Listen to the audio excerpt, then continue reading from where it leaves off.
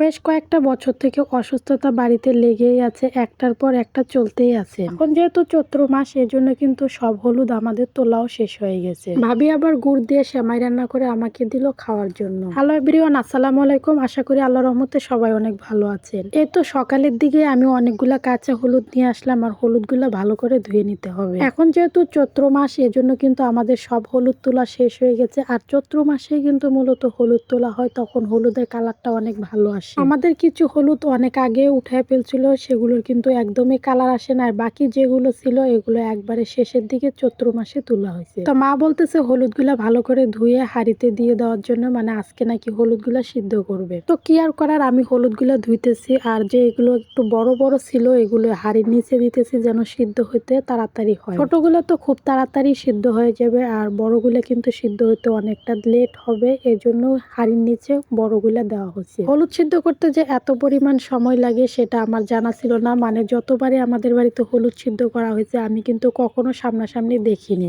এবছরে আমি দেখতেছি, আর মা আমাকে বলল এই হলুদগুলো নাকি সিদ্ধ করতে করতে অলরেডি সারাদিনই লেগে যাবে, চুলাতে নাকি প্রচুর পরিমাণে জাল দিতে হবে। ধান সিদ্ধ করতেও কিন্তু এতটা সময় লাগে না যতটা সময় লাগে হলুদ সিদ্ধ করতে। এক হাঁড়ি হলুদ সিদ্ধ করতে করতে অলরেডি 2 হাঁড়ি ধান সিদ্ধ হয়ে যাবে। আর হলুদের কিন্তু অনেক দাম, এর জন্য কিন্তু আমাদের বাড়িতে হলুদ লাগানো হয়। আর বাড়িতে হলুদ লাগানো হলে দেখা যায় বাজার থেকে তেমন একটা হলুদ কেনা লাগে না। প্রতি বছরের তুলনায় কিন্তু এবছর আমাদের বাড়িতে হলুদ একটু বেশি লাগানো হয়েছে। মানে আশেপাশের যে জায়গাগুলো ছিল সবগুলো জায়গাতে এবার হলুদ লাগিয়ে দিছি। সেদিন হলুদ লাগানোর ভিডিওটা কিন্তু আমি আপনাদের সাথে শেয়ার করছিলাম, আর আজকে হলুদ সিদ্ধ করার ভিডিওটা, মানে সিদ্ধ এখনো করার ভিডিওটা আমি নেই নাই, শুধুমাত্র যে ধুয়ে দিলাম সেটার ভিডিওর ক্লিপসটাই শুধু আমি নিয়েছি। সবগুলো হলুদে কিন্তু হাঁড়িতে নিতে একটু কষ্ট হয়ে যাচ্ছে, হাঁড়ির সাইজটা আর একটু বড় হলে হয়তো সবগুলো খুব সহজেই নেওয়া যেত। তো হলুদ ধুয়ে কাজ শেষ করে আবার চলে আসলাম সেমাই খাওয়ার জন্য। ভাবি আবার আজকে সেমাই রান্না করছে গুড় দিয়ে, এই জন্য কিন্তু সেমাইটা অনেকটা লাল লাল হয়েছে। কার কাছে কোন সেমাই খেতে ভালো লাগে সেটা আসলে আমি জানি না, তবে আমার কাছে রাবেয়া সেমাইটা খেতে বেশি ভালো লাগে। অনেকেরই কিন্তু লাচ্চা পছন্দ, কিন্তু আমার লাচ্চা একদমই পছন্দ না, রাবেয়া সেমাইটা বেশি পছন্দ।